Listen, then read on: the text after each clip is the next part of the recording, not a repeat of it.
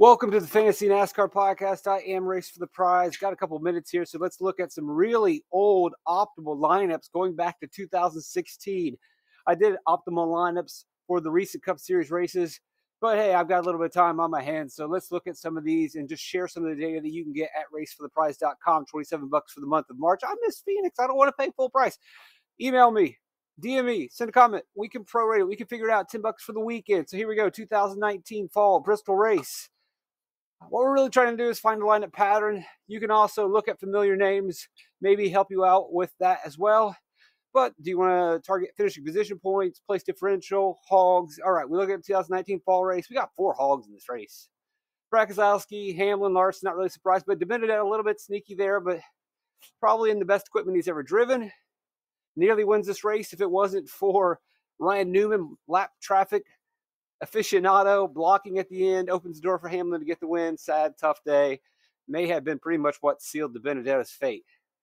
Really a very important, disappointing day. DeBenedetto basically breaking down and crying on the track, almost. Anyway, 4 hogs in that lineup. You got 500 laps. It can happen. And then you got 2 punts here, and Daniel Hemrick and Bubba Wallace, who finish a little bit better than where they ran. Not much place differential, but they give you the savings. Obviously, this lineup is affected heavily by DeBenedetto being a hog at 6,700. But even without him, let's say you had to pay up for someone, we still probably would have had 3 hogs in that lineup in 2019 and 2 cheapies. 19, spring race. 1, 2, 3 hogs. Boyer isn't the biggest, but he does give you a little bit of savings. If you want to say, well, it's really only 2, that's fine for me. You got Suarez, kind of an in-between, not really scoring a lot, but still scoring enough. And really, if there isn't any place differential on the board, you're targeting the most efficient way of getting finishing position.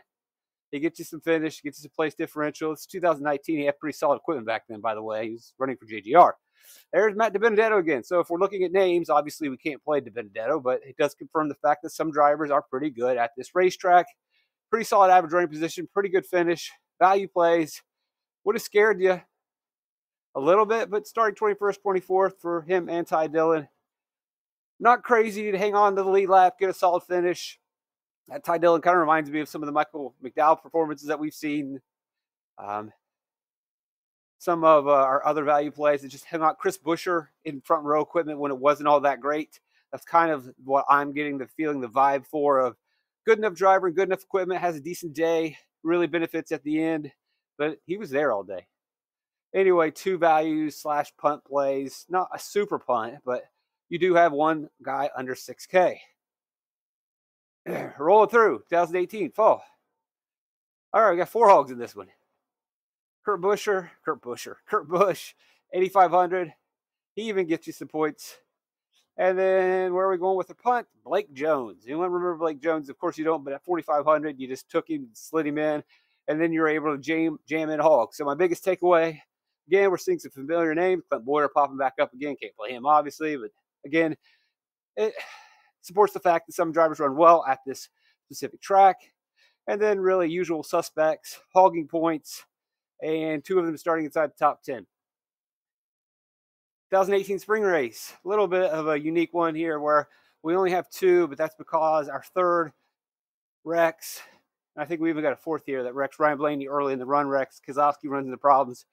So the reason why we don't get 3 is because our lap leader gets knocked out and we go down to 2.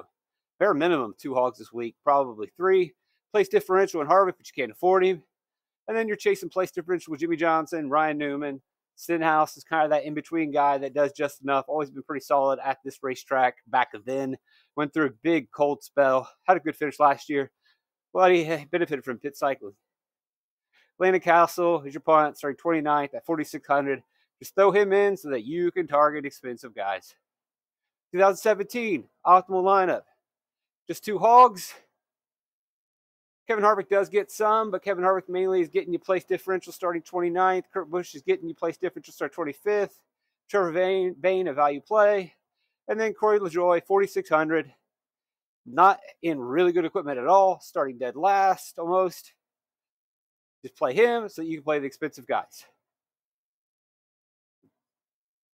3 hogs in 2017 in the spring. Place differential with Matt Kenseth.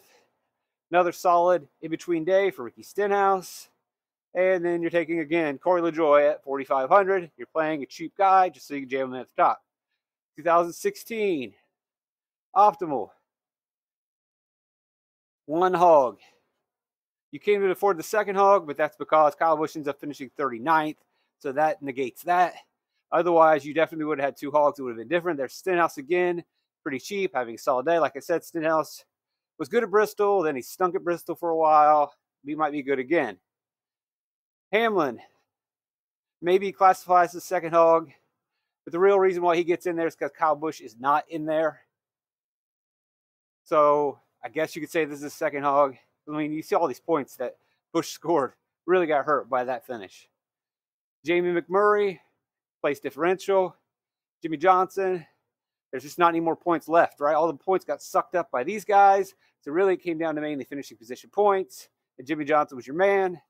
Buescher is your punt. Under 6K, has a solid day, starts toward the front, which will worry you, but he gets the job done at 5,900. A really solid finish at 5th.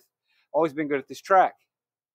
Even in equipment that wasn't that great. And then the last one that we'll do, we got 1, 2 hogs. Kurt Busch gets your place differential. Chase Elliott gets you some place differential and scrapes off some fast laps. There's Matt DiBenedetto again. Really cheap Trevor Bayne. So we got 2 punts. Biggest takeaway if you've been watching these optimal lineups is 2 to 3 hogs, probably 3.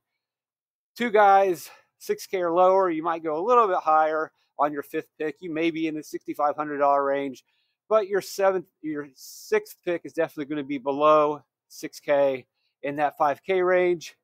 The middle guys, it's a place differential chase if you can get it. But if someone scoops up all the hog points and place differential doesn't present itself, then you're just simply targeting the finishing position bucket. That is the only scoring bucket left. And so you want to pick a driver that finishes near the front. That'll do it. Enjoy the videos. Blessed to have you guys around. Love you guys. Triple Life's fantastic.